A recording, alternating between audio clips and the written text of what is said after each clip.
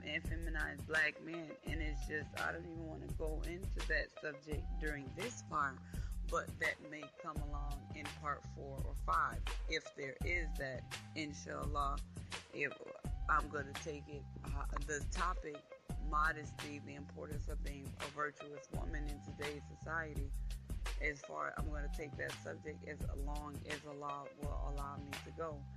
And I may have my husband come and explain from a man's point of view how he views the subject of modesty and how a man should live his life in a modest manner. But suffice that for another time.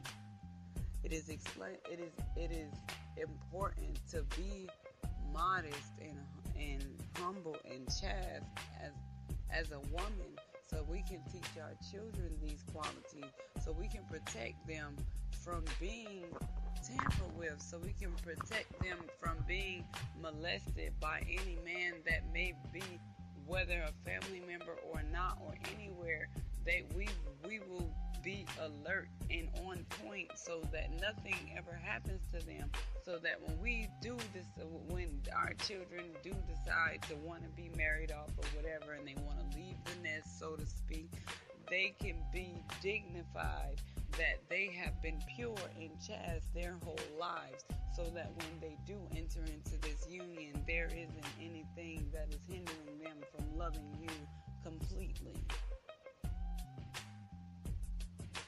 But we have to want to be able to move forward from our past hurt and pain as parents and look at, okay, well, if God can reform a devil, he surely can reform me. If he can cast out demons and make sure that anything that's tampering and has been bothering, because the person you were yesterday isn't necessarily the person you are today, and it may not be the person you'll be tomorrow either. So, and the person you are today may not be the person you are tomorrow. So we have to understand that if we're constant, if Allah gives us a chance each day to want to try to do better, we should strive to be upright. We should strive to become we should strive to submit our will to do his will, so we can become him and he can come into us and we can manifest whatever it is that he will, because our will is his will and his will is our will.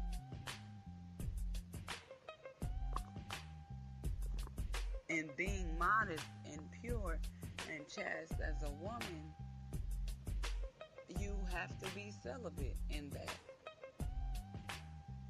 You have to, if you're not married legally to this person, you have to say no. But that's where self-control comes in.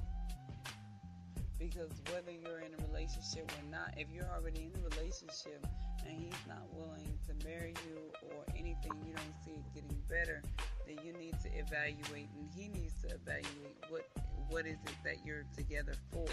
If it's not going to work, you should go your separate ways, and then you just become celibate from that point on. But don't make it a long, drawn-out process, because you will continue hurting yourself and your children. If you and the fathers of your children have a chance to reconcile your differences and maybe get back in a relationship, whether you do or you don't, talk through your differences and talk about, okay, it doesn't work here, so we need to come to common ground. We don't need to fight or anything. We just need to see what can we do for the benefit of our children, whether us the parents are together or not.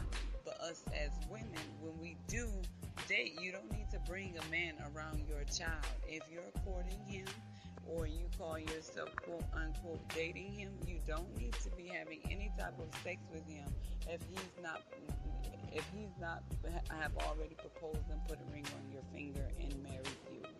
Because that's something, and that's something, if I would have really been structured and taught that, you know, you have to get married and stuff. It's better to be pure and chaste. If I would, somebody have been there to rear me like a young queen should, then some of the decisions that I made, I would have never made, because I don't remember that as a child, and I can go back into when I was, little. I'm not that old, so my brain can go back. I mean, it's only 20 some odd years.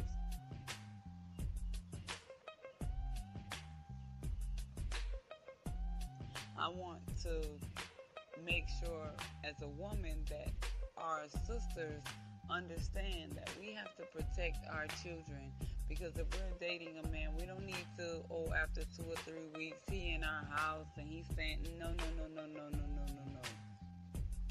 No, not if we have children. No, ma'am.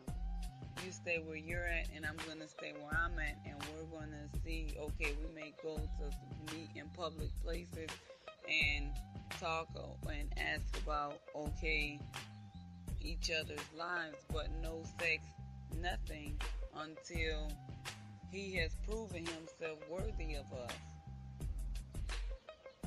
I love the MGT class and so much, because it's like I've always wanted structure in my life, something that where I could have discipline and self-control, where I can have the rules and guidelines to make sure that I'm following what a God says is not okay for a woman. I didn't have that as a child, so some things happened, and then I didn't have the protection that I should have, where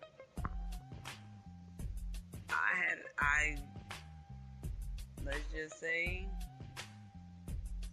by the time I was 13, I was already selling drugs, like selling marijuana.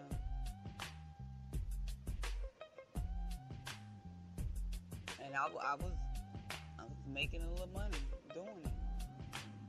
I was still in school, because one thing I did, I was in the streets for a while, and, I had my experiences, and things happened to me, and I did other things to, people, and stuff happened, but I did want to stay in school. I said I at least want to get a diploma, because I want to be able to at least get a job anywhere at a starting position. So that I did manage to do. But I did spend my time in the streets, and the time that I was in the streets, I learned a lot in a little bit of time. But I don't glorify that life, because I always wanted a structure where I could have guidelines set down, like, okay, I don't want it to be old churchy religionist. I want it to be a way of life. I want it to be something that I do on a constant 24/7 basis, something that will improve my life. And I found that in the MGT and GCC class, and that's everything I need. For my daughters, there's no way Allah, and as his gifts, it's like, and I'll be honest, I've always said, I didn't want to have any girl children, because I didn't want them to go through anything that I went through or had to suffer from that. And he blessed me with 2 beautiful chocolate and vanilla, very beautiful girl children, and I love them dearly, my daughters Alani and Alea. And I realized that he blessed me with them so I could be that protector for them. So I would be the one to show them and guide them the right way, and teach my daughters what I didn't have taught to me. So here I am, trying to be the best example that I can. Trust me, I got a long way to go, because I'm still a baby.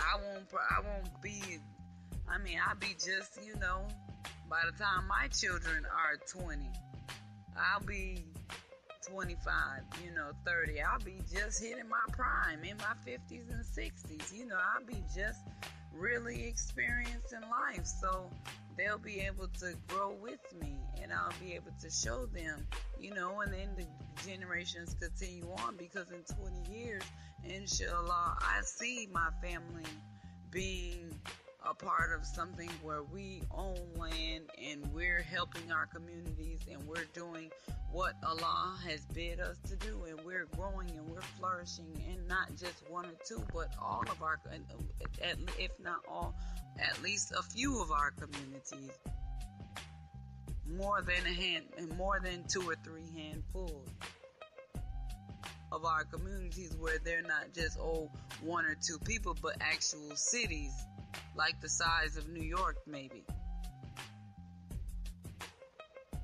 I mean, brothers and sisters, to be modest is to be humble and to be dignified, to be decent, to be pure. And that is something that I want to see with my brothers and sisters going forward, because sisters, if we tighten up and we do better, ain't no man playing, and we have to be, we will no longer have to suffer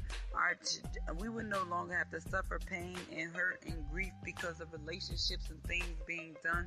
No, we will have self-control. We will be serious about our life and our mission and doing something positive and productive for ourselves, and we will be able to understand that if we were to take a look at the life that we're living, and then we get a glimpse of what we could build from nothing. We first of all, in order for us to even build anything, we have to destroy what was already here. We have to clear out the rubbish. We have to make sure that we separate ourselves from those who are not willing to do this mission, to do this work, because unfortunately you're going to get cleared away, because a new life and a new generation, we have to understand that we have to take a stand for what is real, what is life. So in order for us to be the new leaders, we have to understand that in order for us to lead, we have to tear down what already was and build something entirely new. And it's not necessarily tearing it down completely, but Satan's world is going out. And for those who have the light of understanding, know exactly where I'm going with that. So suffice that to say that in order for us to build this new world, we have to understand that we're going to have to clear out the rubbish, and we're going to have to, all the degrading things that we do to ourselves, the sleeping with multiple men, that has to stop. The sleeping with multiple women, the lying and deceiving one another, the rape and the murder and the molestation of our women and children, the disrespect of the human being, period. The wickedness that's done to us each and every day has to stop. And the only way for that to stop is through a reformed woman. We have to take ourselves and understand that, okay, yes, we may have been savage. We may have been displaying the characteristics of someone who is uncultivated. I'm going to explain to you the definition of savage. Now, think about what we're saying about being pure and chaste and having virtues. And now weigh it. Now I'm going to sit the clean glass next to the dirty glass, and you weigh it in the balance for yourself. A savage is a person who has lost, according to the supreme wisdom lessons, a person that has lost the knowledge of himself and who is living a beast life. Now, according to Merriam-Webster, it's not domesticated or under human control, untamed, lacking the restraints normal